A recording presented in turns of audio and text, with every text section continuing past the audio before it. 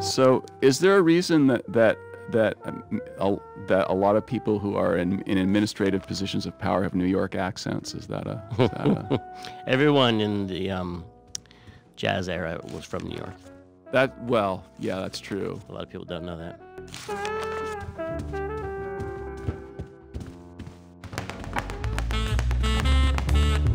How is he sweating without skin? It's so inaccurate. Try to get it really accurate with the punching. You know, left, left, right, right, left, left, right. I think that's how you do it. Oh, is it left? Well, you don't just do 1, 2, 1, 2 with a speed bog. Yeah, I think you're right. Yeah, it looks better. In my boxing history. My grandpa used to have a boxing bag in his basement. He showed me how it worked once.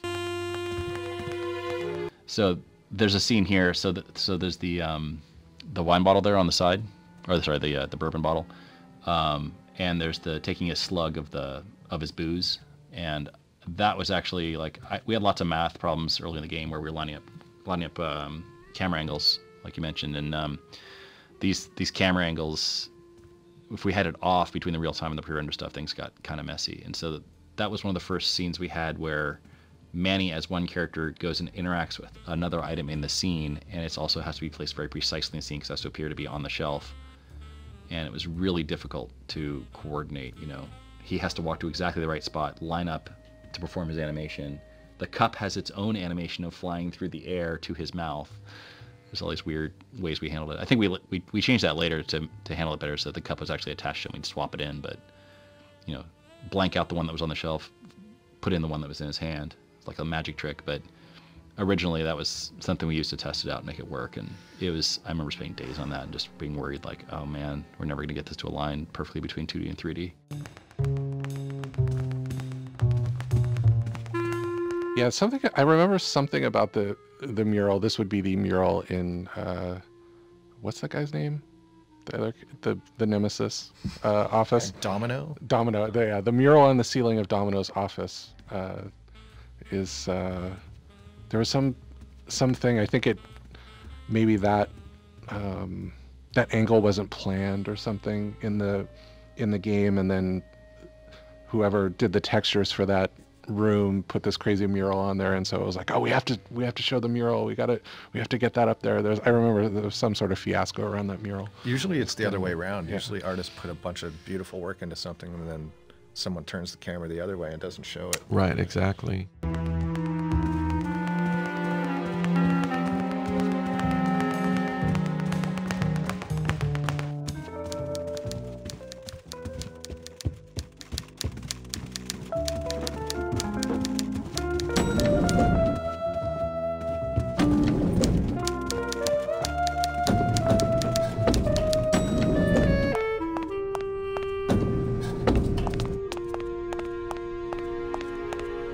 Elevator code.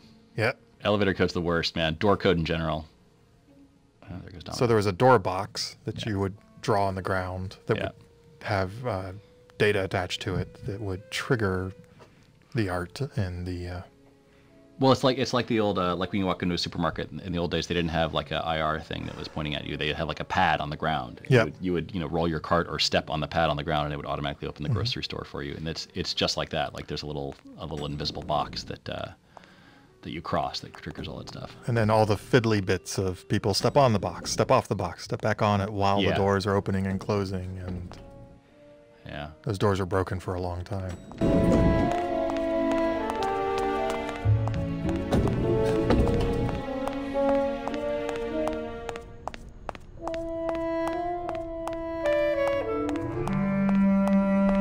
Down in QA, we got on the project way earlier than we ever had on any other project, and we would play the game with the concept art on the screen.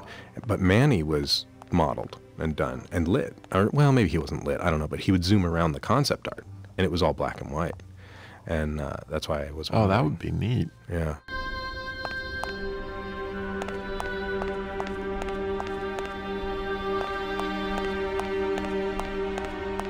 Bruno, ¿tú en uno de estos? Ya le deben haber recogido. No es que pueda elegir, pero ¿hubiera sido más feliz en un barco? La verdad es que soy tan competitivo que no me relajaría hasta ser capitán.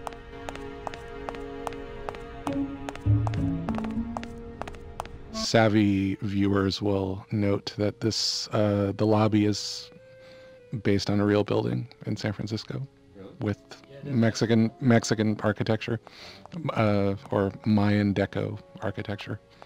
450 Sutter, yeah, which is an actual building, which is the inspiration for the whole business. Yeah, San Francisco's kind of there's a lot of deco-ish stuff around town, and that was a big part of making this world look the way it looked. You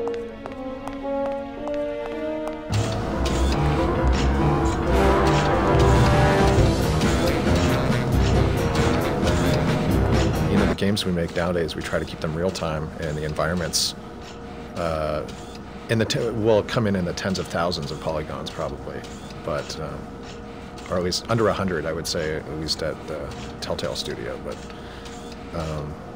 here, I think we're almost unlimited, unless it crashed the machines all the time. Yes, it was unlimited, and it was like trying to render it on your iPhone. Well, remember, he modeled like every single nut and bolt everywhere. That's what it was. That's what, and they were all high res. Yeah, I was about to say, a certain amount of this was us not might get a knowing, and us close-up. not being efficient about how we set everything up. As an animator, when you open one of these environments to animate it, you had to basically throw everything away, except for the one thing that that Manny touches or walks next to or something.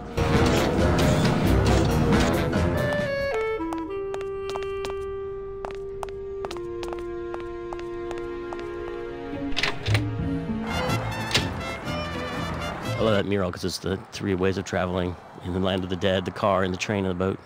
There's no air travel in the land of the dead. No land of the dead airlines.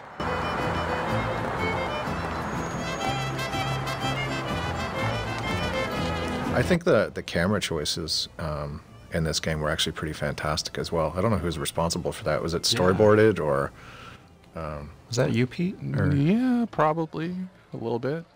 There's a lot of stuff got worked out ahead of time, certainly, and I mean, because we didn't necessarily build full 360 3D worlds.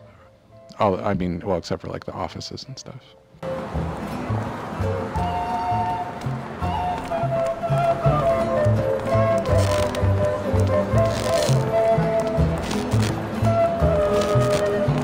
I don't know why we chose Robert Frost for the balloon shape either. Oh, that was genius because it would be hard to make Robert Frost.